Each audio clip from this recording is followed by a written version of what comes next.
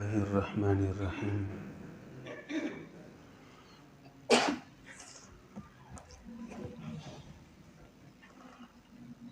عن سعد بن أبي وقاص رضي الله تعالى عنه أنه أخبره أن رسول الله صلى الله عليه وسلم قال: إنك لن تنفق نفقة تبتغي بها وجه الله إلا أجرت عليها حتى ما تجعل في فم امرأتك أو كما قال عليه الصلاة والسلام.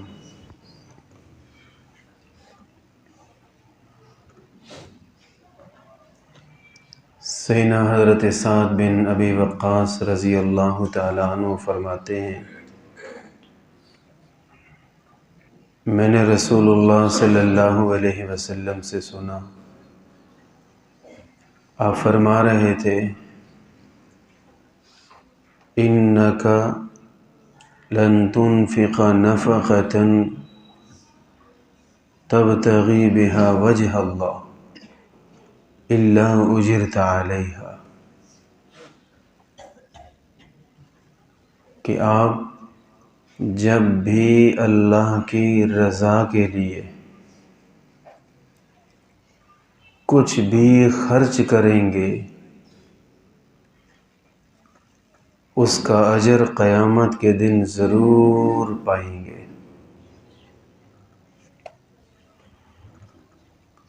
دراصل مسلمان کی زندگی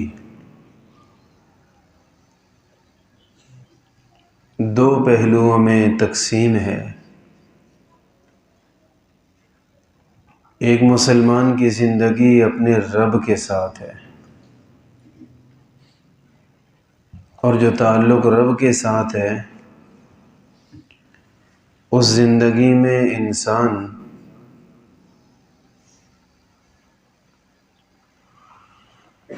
اللہ کے سامنے عاجزی، عبادت اور اللہ رب العالمین سے دعا اور التجا کے ساتھ اپنی ذمہ داری پوری کرتا ہے۔ انسان کی زندگی کا ایک پہلو یہ ہے کہ اس کا تعلق رب کے ساتھ ہے، تو وہ عاجزی، عبودیت اور عجز و نیاز، اللہ رب العالمین سے رازداری، اللہ کی رضا تلاش کرنا، ان کاموں میں لگا رہتا ہے۔ اسی انسان کی زندگی کا ایک دوسرا پہلو لوگوں کے ساتھ تعلق والا ہے۔ اوہ چھوٹے ادھر ہی بیٹھ جا، واپس، اب آپ نے ہمیشہ پیچھے بیٹھنا ہے، آگے نہیں آنا۔ اچھا، انسان کی زندگی کا دوسرا تعلق لوگوں کے ساتھ ہے۔ لوگوں کے ساتھ ہم نے کیا کرنا ہے؟ جس پہ اللہ راضی ہو، لوگوں کی ہم نے خدمت کرنی ہے۔ لوگوں کی کوئی ضرورت ہم پوری کر سکتے ہوں تو عبادت سمجھ کر پوری کرنی ہے، اور لوگوں کو کسی طرح ہم نفع دے سکتے ہوں، جائز نفع، تو وہ ہم نے عبادت سمجھ کر نفع دینا ہے۔ عام طور پہ اس پہ تو تفصیل سے بات ہوتی ہی رہتی ہے ہر جگہ کہ عبادت کریں، نماز، روزہ، یہ فلاں فلاں احکام ہیں اور وہ بڑے مقدس ہیں، اور وہ ساری گفتگو جو کی جاتی ہے بڑی ضروری ہے۔ لیکن انسان کے لیے اللہ کی رضا کا دوسرا راستہ بھی ہے، اور یہ دونوں ہی ضروری ہیں، اور وہ دوسرا راستہ ہے اللہ کے بندوں کی خدمت کرنا، لوگوں کو نفع پہنچانا، اور اللہ کے بندوں پہ رحم اور شفقت کرنا۔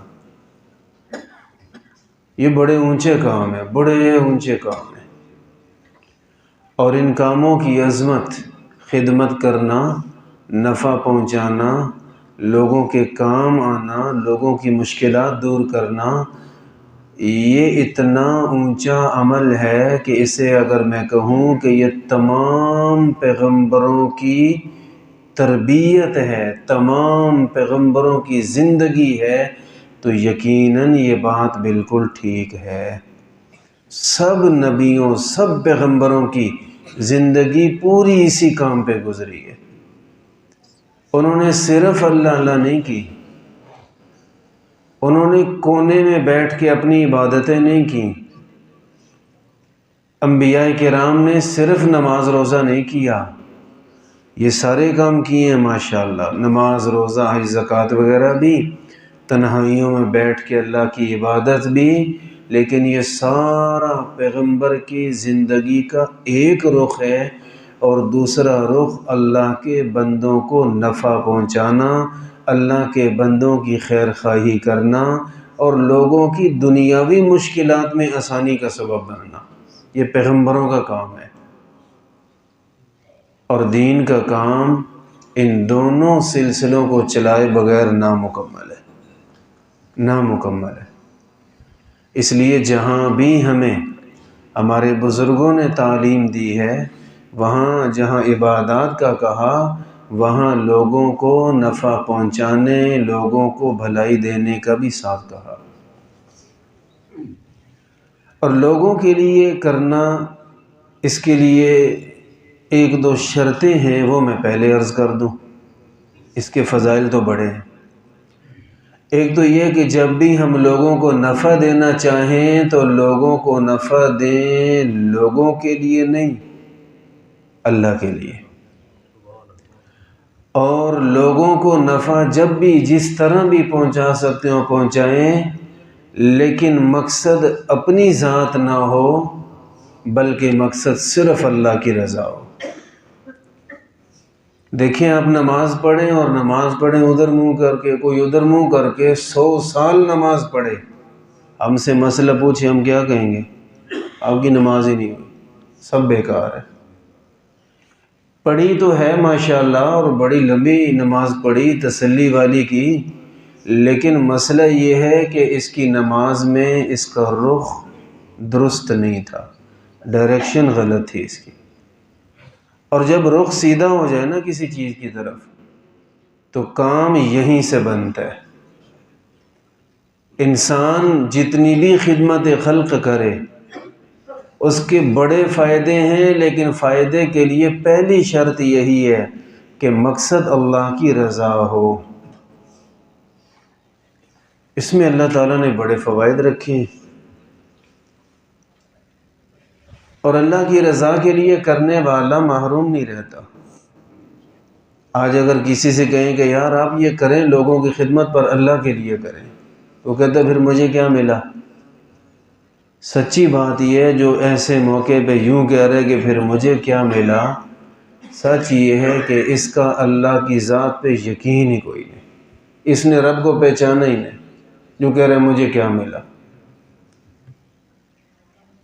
جو اللہ کی ذات پہ یقین رکھنے والا ہے، سبحان اللہ، لوگوں کی خدمت لوگوں کے لیے کریں، جو کچھ آگے سے ملتا ہے اس کی نظر میں وہ کوئی حیثیت نہیں رکھتا، لوگوں کی خدمت اللہ کے لیے کریں، اس کی نظر میں وہی رہے گا جو اللہ سے ملتا ہے، اس کی نظر کہیں اور نہیں جائے گی۔ جس نے رب کو پہچان لیا کہ ہمارا رب بڑا قدردان ہے، ہمارا رب بہت زیادہ بہترین بدلہ دینے والا ہے۔ اللہ تعالیٰ نے لوگوں کی خدمت کو اپنی خدمت قرار دیا۔ اللہ وہ ذات ہے جس کو خدمت کی ضرورت نہیں۔ ہمارے والدین ہوتے ہیں، محنت مزدوری کرتے ہیں، تھک جاتے ہیں، اب وہ محتاج ہوتے ہیں کہ ہم ان کے پاؤں دبائیں۔ استاد ہیں، پڑھا کے تھک جاتے ہیں، وہ محتاج ہیں، حاجت مند ہیں کہ ان کی خدمت کی جائے،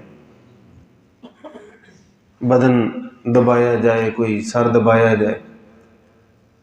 اسی طرح کوئی اور آدمی آیا، اس نے آپ کے گھر کا کام کر دیا، تو وہ ضرورت مند ہے کہ آپ اس کو چائے پلا دیں، پانی پلا دیں، ذرا اس کو فریش کر دیں۔ ہم ایک دوسرے کے لیے جب کر رہے ہوتے ہیں تو ہم حاجت مند ہوتے ہیں۔ اللہ وہ ذات ہے جو ہمیشہ سے ہر ایک کی حاجتیں پوری کر رہا ہے، لیکن وہ تھکتا نہیں، اسے کسی خدمت کی ضرورت نہیں، اسے کسی کی خدمت کی ضرورت ہی نہیں۔ اولم یروا ان اللہ الذی خلق السماوات والارض ولم یعی بخلقہن بقادر علی ان یحیی الموتى۔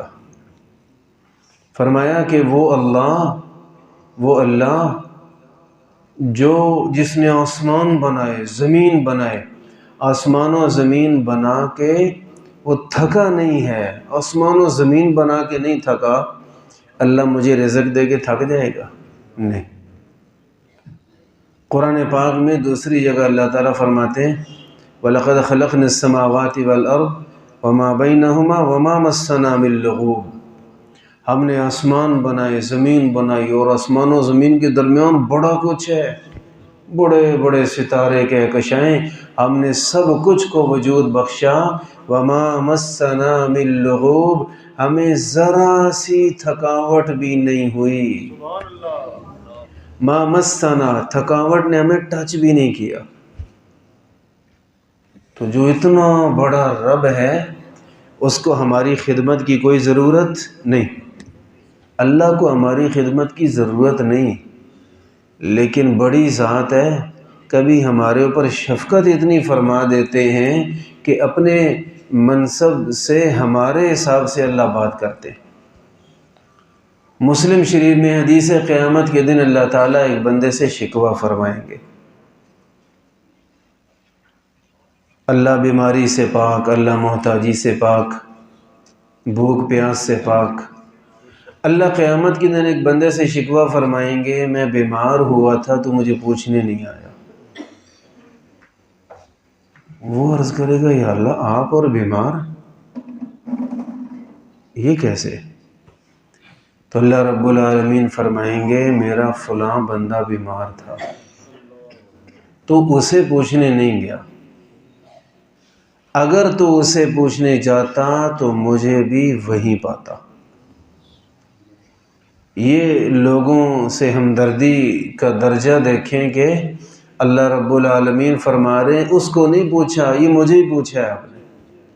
ہم اللہ کی خدمت نہیں کر سکتے، لیکن کسی غریب، محتاج، حاجت مند، مشکل والے کی ہم مدد کر دیں تو ایک لحاظ سے اللہ یوں سمجھتے ہیں جیسے ہم نے اللہ کی خدمت کی ہے۔ پھر اسی حدیث میں آتا ہے آپ علیہ السلام نے فرمایا کہ اللہ تعالیٰ اس سے فرمائیں گے کہ میں نے تو اسے ایک دفعہ کھانا مانگا تھا تو نے مجھے کھانا نہیں دیا۔ یا اللہ آپ نے کھانا اور مانگا؟ جی ہاں، وہ میرا فلاں بندہ آیا تھا، اس نے کھانا مانگا تھا، اگر ادھر اس کو دیا ہوتا نا آج میرے پاس بڑا اجر ملتا، تجھے بڑا اجر پاتا۔ اور اللہ پاک فرمائیں گے کہ میرے بندے میں نے تجھ سے پانی مانگا تھا تو نے پانی نہیں دیا مجھے۔ یا اللہ آپ نے پانی مانگا؟ جی ہاں، فلاں میرے بندے کو پانی کی ضرورت تھی، اس نے آپ سے مانگا بھی تھا، آپ نے اسے نہیں دیا، تو یوں سمجھو کہ مجھے انکار کیا آپ نے۔ اور میں اس دن حدیث عرض کر رہا تھا نا، نبی علیہ السلام نے فرمایا من سألکم باللہ فآتوہ، جو اللہ کا نام لے کے مانگے دے دو۔ حضور نے اس لیے فرمایا کہ جو سچ مچ محتاج ہو اس کو تو ہم ویسے ہی دیتے ہیں، انسانی ناطے سے ہم دیتے ہی ہیں۔ آپ نے فرمایا جو اللہ کا نام لے کے مانگے دے دو، اس کا مطلب اگر وہ مستحق نظر نہیں بھی آ رہا پھر بھی دے دو۔ ہاں اتنا ہے کہ چلو ایسے کہ آپ چاہتے ہیں کہ یار میں اس مہینے نہ 3000 اللہ کے راستے میں خرچ کروں، کسی ایسے بندے نے مانگا وہ مستحق ہی نہیں ہے، تو آپ اسے خالی نہ بھیجیں، 10 20 50 دے دیں، باقی بچا لیں، یار کسی بڑے حاجت مند کو دوں گا، ایسی جگہ دوں گا جہاں اللہ زیادہ راضی ہو، اس کو نہ دیں، بے شک تھوڑے دے دیں، خالی نہ بھیجیں۔ آپ نے فرمایا جو اللہ کا نام لے کر مانگے اسے دے دو۔ تو اللہ فرماتے ہیں میں نے مانگا تھا کیا کہ مانگنے والے نے اللہ تعالیٰ کا واسطہ دیا تھا، اللہ کے لیے مجھے کھانا دے دو، اللہ کے لیے مجھے پانی دے دو، اور پھر نہ دیا تو یوں سمجھیں کہ اللہ نے مانگا اللہ کو نہیں دیا، یوں سمجھیں۔ بہرحال عرض یہ ہے کہ لوگوں کی خدمت کرنا، لوگوں کا بھلا کرنا اللہ کو بڑا پسند ہے۔ نبی کریم صلی اللہ علیہ وسلم کا فرمان بڑا مشہور ہے، خیر الناس من ينفع الناس، لوگوں میں سے سب سے بہتر وہ ہے جو لوگوں کو نفع دے۔ آج نفع لینے کی سوچ ہی غالب آ گئی، رگ رگ میں اتر گئی۔ مجھے اس سے کیا فائدہ ملے گا، مجھے اس سے کیا فائدہ ملے گا، ملے گا ملے گا ملے گا، میں نے بھی کسی کو فائدہ دینا ہے، یہ سوچ ہی نہیں۔ تو بہرحال ہمیں ایسا ہونا چاہیے کہ ہم لوگوں کو نفع دیں، لوگوں کو خوشیاں دیں، لوگوں کو محبت دیں۔ اور ہمارے یہاں ایک مسئلہ یہ ہے بڑا، جس کی وجہ سے ہم اخلاق میں آگے نہیں بڑھ سکتے، جس کی وجہ سے سوچ اونچی نہیں ہوتی، پھنسی رہتی ہے، اور جس کی وجہ سے ہم نیک اعمال میں پیچھے رہ جاتے ہیں۔ وہ ہمارا ایک مسئلہ یہ ہے کہ جب ہم کسی کے ساتھ اچھائی کرتے ہیں تو ساتھ ہی فرض کر لیتے ہیں کہ اب میں نے اس کے ساتھ اچھا کیا نا، دیکھنا یہ میرے ساتھ بھی بڑا اچھا کرے گا۔ امید لگا لی، اور لگائی کس سے؟ ایک مجبور اور بے بس انسان سے۔ ہر بندہ مجبور بھی ہے، ہر بندہ بے بس بھی ہے، ہر بندہ خالی ہاتھ بھی ہے۔ امید لگا لی کس سے؟ انسان سے۔ کتنا اچھا ہوتا کہ یہ نیکی کر کے 100% امید اللہ رب العالمین سے لگاتا۔ میں نے کہا مجبور سے لگائی، اللہ کسی جگہ مجبور نہیں ہوتے۔ امید لگائی کسی بے بس کے ساتھ، تو اس نے ہمیں کیا دینا ہے؟ وہ خود بے بس ہے، نہ وہ ہمیں عزت دے سکتا ہے، نہ رزق دے سکتا ہے، نہ شفا دے سکتا ہے، کچھ بھی نہیں دے سکتا۔ اس سے ہم امید لگائے بیٹھے ہیں، دیکھنا یہ میرے ساتھ بڑا بھلا کرے گا۔ عام طور پہ جب امید لگائی غلط جگہ پہ ہے تو اس کا نتیجہ بھی غلط ہی آئے گا۔ بغیر کسی بندے سے امید لگائے اللہ سے امیدیں لگا کے کام کر دیں، مڑ کے دیکھے ہی نہ اس کی طرف جس کے ساتھ آپ نے اچھائی کی ہے۔ اس کو کہتے ہیں نیکی کر دریا میں ڈال، بھول جا نیکی کر کے، بس ختم۔ لوگوں کی حد تک بھول جا، رب تو بڑا دے گا انشاءاللہ، سوچ سے بڑھ کے عطا فرمائے گا۔ تو لوگوں سے اچھائی تو کرنی ہے، لیکن لوگوں سے امید بالکل نہیں لگانی۔ قرآن و سنت میں یہی سکھایا گیا، لوگوں سے امید نہیں لگانی، امیدیں ساری اللہ سے۔ قرآن پاک میں سورۃ الانسان، سورہ دہر، اس میں مذکور ہے، اللہ تعالیٰ نے ارشاد فرمایا وَيُطْعِمُونَ الطَّعَامَ عَلَى حُبِّهِ مِسْكِينًا وَيَتِيمًا وَأَسِيرًا۔ اللہ اپنے پیارے بندوں کا ذکر کر رہے ہیں، اپنے پیارے بندوں کا۔ فرمایا جو میرے محبوب، میرے پیارے بندے ہیں نا، ان کی ایک اچھی عادت یہ ہے کہ وہ لوگوں کو کھانا کھلاتے ہیں۔ کھلا کر خوش ہونا یہ بڑے لوگوں کا کام ہے،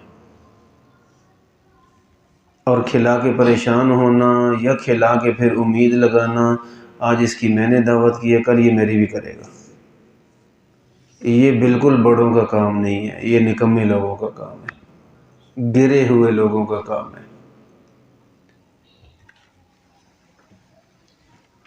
تو کھلا کر فرمایا کہ امیدیں اللہ کی ذات سے، میں عرض کر رہا ہوں کھلا کے خوش ہونا بڑوں کا کام ہے۔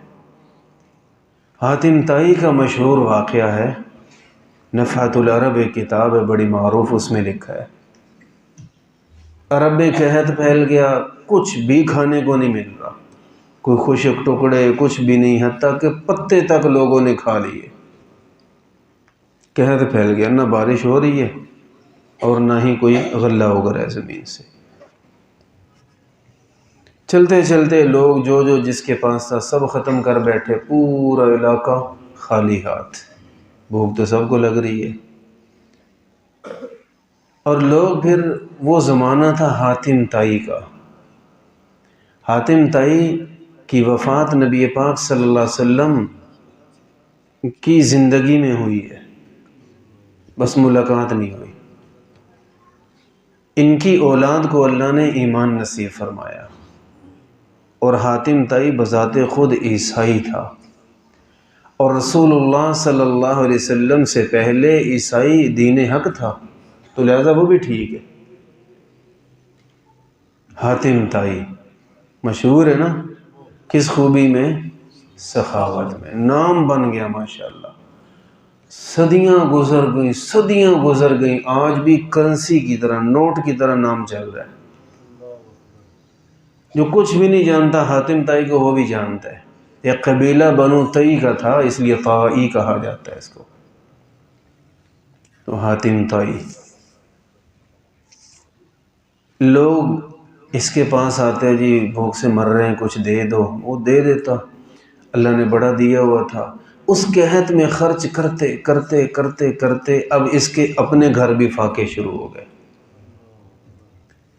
اپنی بیٹی اور بیٹا، دونوں بچے بھوک سے، رات کا وقت ہے، سردیوں کی رات ہے، اور بھوک سے تڑپ رہے ہیں بچے، لوگوں کو دے دے کے اپنے پاس بھی کچھ نہیں بچا۔ اس اللہ کے پیارے نے یہ نہیں سوچا کہ یار میں نے غلط کی ہے، میں آج لوگوں کا نہیں دیتا، میرے بچے تو بھوکے نہ ہوتے۔ نہ بھائی، یہ سوچ یہاں پہنچ کے بھی غلط ہے، یہ نہیں سوچا اس نے۔ اللہ کی رضا پہ راضی ہے، اللہ کی طرف سے آزمائش بھی تو آ جاتی ہے۔ بیوی نے کہا کیا کریں؟ کہا بس اور کیا کرنا ہے، آپ اس کو اٹھا لو، اس کو میں اٹھا لیتا ہوں، ان کو تھوڑا سا چلا پھرا کے سلا دیتے ہیں، بس ہے جو کچھ نہیں۔ عربوں میں جنگیں ہوتی تھیں،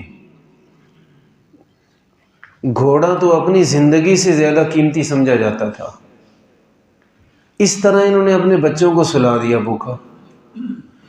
ادھر سے بھوک کے ترسے ہوئے، تڑپے ہوئے کچھ لوگ آ گئے آدھی رات کو کوئی ہمارا دروازے پہ دستک دے، ہم غصہ کھا جاتے ہیں۔ آدھی رات کو آگے اٹھایا، پتہ نہیں اس کو خود کیسے نیند آئی ہوگی بیچارے کو۔ حاتم طائی، ہم مر گیا، کچھ کھانے کو دے، اب نہیں گزارا ہوتا۔ اچھا، کہتا ٹھیک ہے بیٹھو۔ اس کے پاس آخری، میں نے کہا عربوں کے ہاں زندگی سے زیادہ قیمتی گھوڑا ہوتا تھا، اس نے گھوڑا ذبح کیا، وہ کھلایا۔ یہ میں اسلام سے پہلے کی بات کر رہا ہوں، گھوڑا ذبح کیا اور وہاں کہا کہ یہ گوشت پڑا ہے، جانور میں نے ذبح کر دیا، خود ہی گوشت کاٹو اپنی مرضی کا اور بھونو اور کھاؤ، لکڑیاں لا دی، چلو جی۔ اب آدھی رات کو آگ جلی، بھوک سے تو محلہ پورا بے چین تھا۔ لوگوں نے دیکھا او حاتم کے گھر آگ، اس کا مطلب کہ کچھ پک رہا ہے۔ وہ ایسا سخی تھا، اس کے گھر دیکھ کے یوں ہی لگا جیسے ہمارے گھر پک رہا ہے، لوگ جمع ہونے شروع ہو گئے، اور یہاں بھی پورا جانور ذبح کیا گیا تھا۔ تو سارے لوگ آئے اور کئی کئی دنوں کے بھوکے، خود آئے، عورتوں کو، بچوں کو، سب کو کھلایا، کوئی یہاں کھلا رہا ہے، کوئی گھر اٹھا کے لے جا رہا ہے، نظام بنا ہوا پڑا، بڑی رات کو رونق لگ گئی۔ یہ خود کئی دنوں سے بھوکا تھا، جس کے بچے بھوک سے تڑپ رہے ہیں، اندازہ یقین سے ہم کہہ سکتے ہیں کہ بچوں کو آخری حد تک کھلایا ہوگا اور خود پہلے کا بھوکا ہوگا۔ وہ سردیوں کی رات تھی، چادر لپیٹ کے نا، دیوار سے ٹیک لگا کے کھاتے اور عیاشی کرتے ہوئے لوگوں کو دیکھتا رہا۔ جب ختم ہونے والا تھا تو کسی نے کہا یار تو خود بھی کھا لے۔ اس نے ایک بات کی، اللہ اکبر، اس نے کہا میں اتنی بھوک کے باوجود میں جو کھاؤں گا، مجھے کھانے میں اتنا مزہ نہیں آئے گا جتنا کھاتا دیکھ کر آ رہا ہے مزہ۔ دل خوش ہو گیا میری بھوک ہی ختم ہو گئی، لوگوں کو کھاتا ہوا دیکھ کر۔ یوں اپنی زندگی کی آخری چیز بھی اس نے ذبح کر ڈالی لوگوں کے لیے۔ اور لوگوں میں کتنے لوگ ایسے تھے کہ جنہوں نے آئے کھایا، لیکن یہ نہیں دیکھا کہ یار تو نے خود کھایا ہے، نہیں کھایا تو یہ کھا لے، کوئی نہیں۔ لوگ اس دور میں بھی ایسے ہی تھے، لوگ ایک بڑی تعداد جو ہے وہ ہر دور میں ایسی رہی ہے، لیکن ان لوگوں میں، اس طرح کے لوگوں میں رہ کے اللہ کی رضا کے لیے 100% مخلص ہو کے لوگوں کا کام کریں، لوگوں کی خدمت کریں، سخی بڑے آئے ہوں گے۔ کئی لوگوں نے اس سے زیادہ سخاوت کی، وہ دنیا کا سب سے بڑا مالدار تو نہیں گزرا نا تاریخ انسانیت کا، اور بھی تو بڑے مالدار تھے، وہ بھی تو خرچ کرتے ہوں گے۔ اس کی اخلاص، اس کی محبت ایسی تھی، مخلص اتنا تھا کہ آج کسی کا نام نہیں آتا، محلے کے سخی کا نام نہیں آتا، لیکن حاتم طائی کا سب کو یاد ہے۔ اللہ اونچی پرواز دے دیتا ہے۔ اخلاص بڑی طاقت ہے، بڑی طاقت ہے، بڑی طاقت ہے۔ اخلاص سے وہ ہو جاتا ہے جو سوچ بھی کوئی نہیں سکتا۔ تو قرآن پاک میں اللہ نے فرمایا وَيُطْعِمُونَ الطَّعَامَ عَلَىٰ حُبِّهِ، فرمایا ہمارے پیارے بندے وہ ہیں جو اللہ کی رضا کے لیے کھانا کھلاتے ہیں، کھاتے نہیں ہیں، کھلاتے ہیں۔ اور فرمایا کہ علی حبہ، علی حبہ کی دو تفسیریں ہیں۔ پہلی تفسیر علی حبہ کی یہ ہے کہ اللہ کی محبت میں کھانا کھلاتے ہیں، کھلا اس کو رہے ہیں، محبت اپنے رب کی پوری ہو رہی ہے۔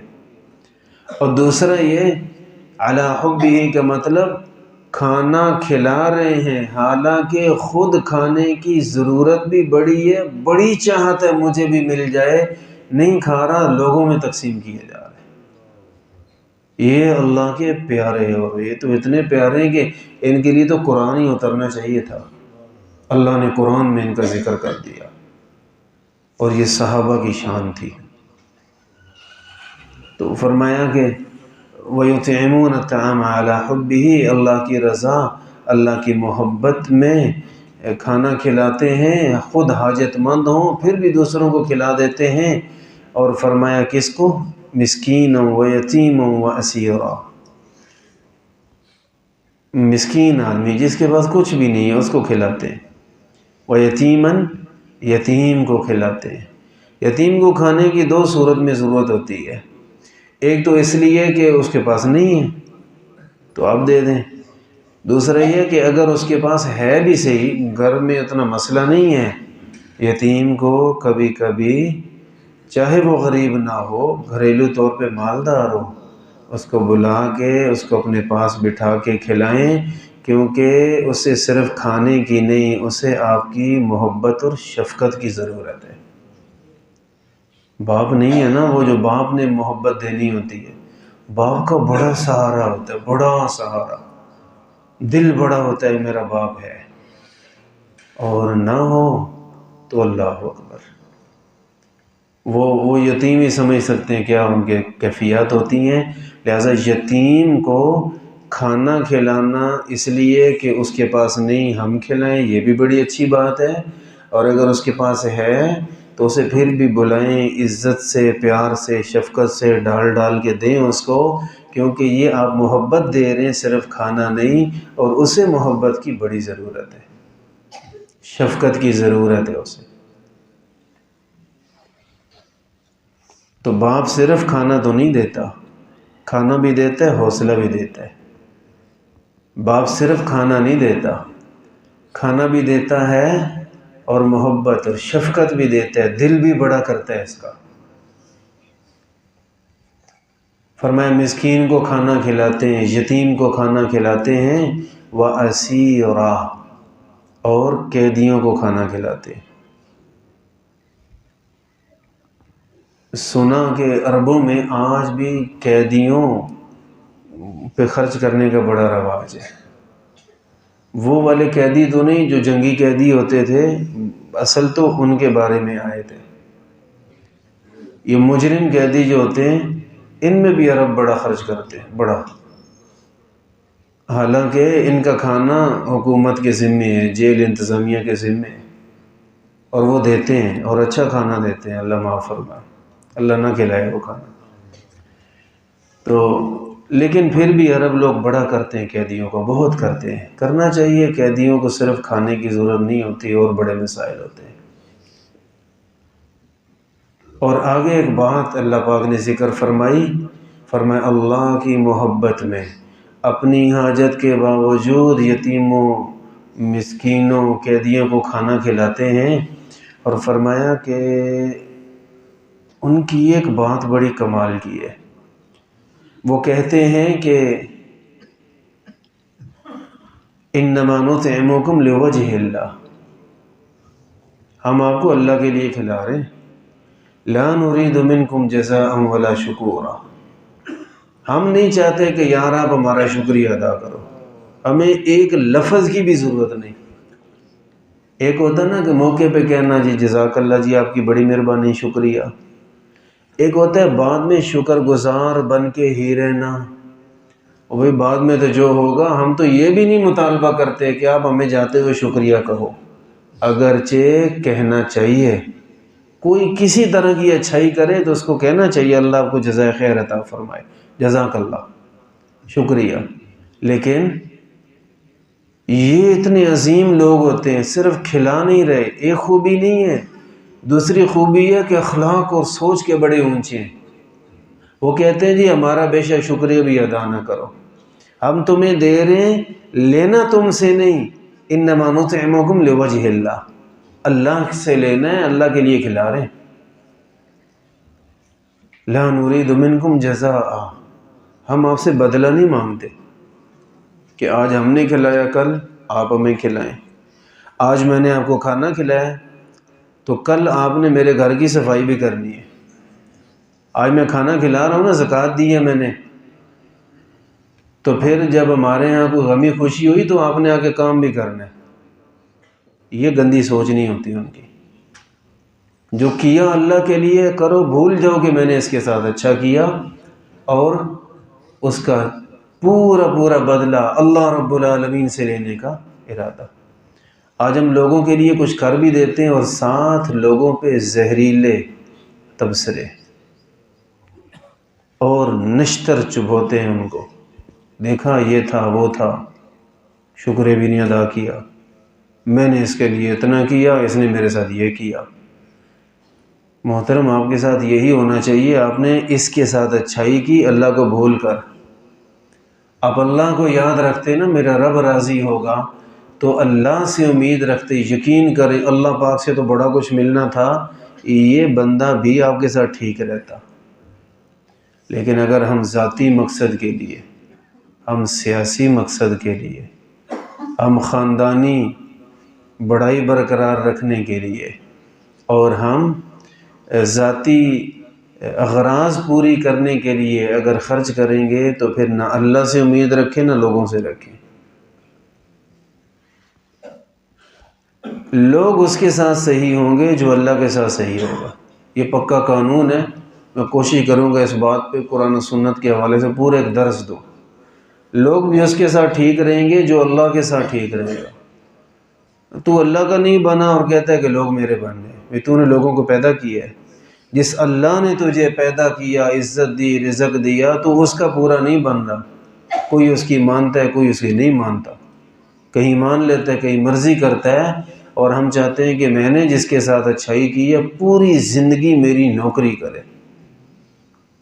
آج ہم نے کسی کا کام کر دیا، وہ مشکل میں تھا، سفارش کی، اس کا کام ہو گیا، جب تک ہم 100 جگہ بیٹھ کے نہیں بتائیں گے ہمیں بھی سکون نہیں آتا۔ وہ جی وہ بندہ تھا جی، تو اس کا مسئلہ تھا تو میں نے کیا تو ہو گیا۔ آپ صرف اپنی بڑائی نہیں بیان کر رہے، بڑائی بیان کرنا بھی تکبر ہے، اللہ کو نفرت ہے ایسے لوگوں سے، اور ساتھ ساتھ اس کو بھی ذلیل کرتے پھر رہے، ساتھ ساتھ اس کو بھی ذلیل کرتے پھر رہے۔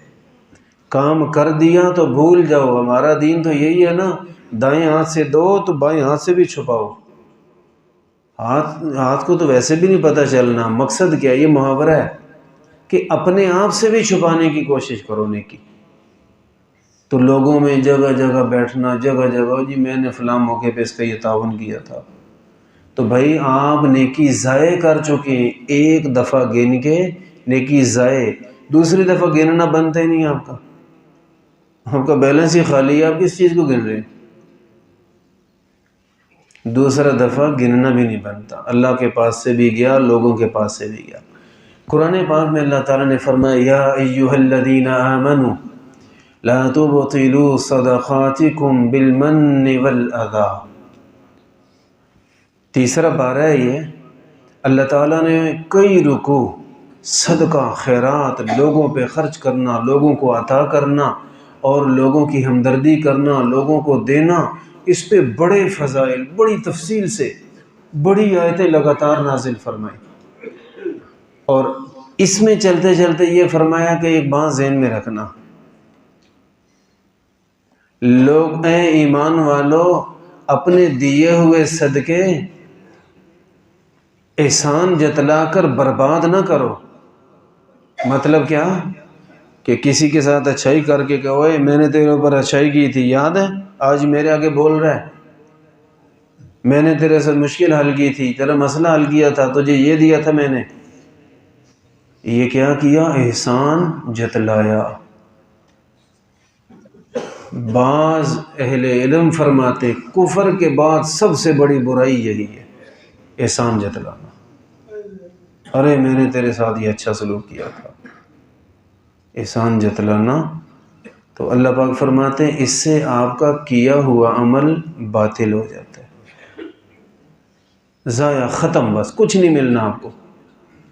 لہٰذا اس بات سے ڈریں کہ کبھی بے دھیانی میں ایسا لفظ منہ پہ آ جائے جس سے ہم احسان جتلائیں۔ اور ایک اور چیز بھی صدقات کو، احسانات کو، اللہ کی مخلوق پہ کی ہوئی نیکی کو برباد کرتی ہے۔ ایک اور چیز وہ ہے الاذی بالمن والاذی۔ اذی کہتے ہیں تکلیف دینا۔ تکلیف دینے کے کئی طریقے ہیں۔ آج کسی کو مثلا صدقہ دیا، زکوٰۃ دی، تعاون کیا، اچھی بات ہے، اور بعد میں کوئی ذاتی کام تھا تو اس کو کہا چل بھی میرا کام کر۔ کیوں جی؟ کیوں کرے وہ آپ کا کام؟ نوکر ہے؟ کچھ نہیں ہے، دیا، صدقہ زکوٰۃ ہے، اللہ کی رضا کے لیے کیا۔ اس کو جو کہہ رہے میرا کام کر، اس نے تو کوئی نہیں بولنا، اس نے تو اپنا کام چھوڑ کے آپ کا کر دینا ہے، چاہے جتنی تکلیف میں ہو، چاہے اس سے ہوگا یا نہیں ہوگا، یہ تو کرے گا۔ یہ ہے تکلیف پہنچانا۔ اللہ فرماتے ہیں جب آپ نے یہ کیا تو ہماری طرف سے فارغ ہے، کوئی نیکی نہیں ہمارے پاس آپ کی۔ اور آج کل تو اس سے جدید اور زیادہ تکلیف پہنچانے والے طریقے آ گئے۔ کسی کو راشن دیا، ساتھ تصویر بھی بنا لی، پوری دنیا میں شیئر کر رہے، دیکھو میں سخاوت کر رہا ہوں، میں بڑا سخی آدمی ہوں۔ تو میں عرض کرتا ہوں کہ آپ دو غلط کام کر رہے ہیں۔ پہلا یہ کہ اپنی نیکی کو ریاکاری کے ذریعے برباد کر رہے ہیں، اور دوسرا اس سے بڑا ظلم کر رہے ہیں کہ اس غریب کی غربت کا مذاق اڑا رہے ہیں۔ پوری دنیا کو جہاں دکھا رہے ہیں کہ میں دے رہا ہوں، وہاں دنیا کو یہ بھی تو دکھا رہے ہیں کہ یہ غریب ہے اور یہ لے کے کام چلاتا ہے، مانگ کے گزارا کرتا ہے، یہ بھی تو دکھا رہے ہیں نا۔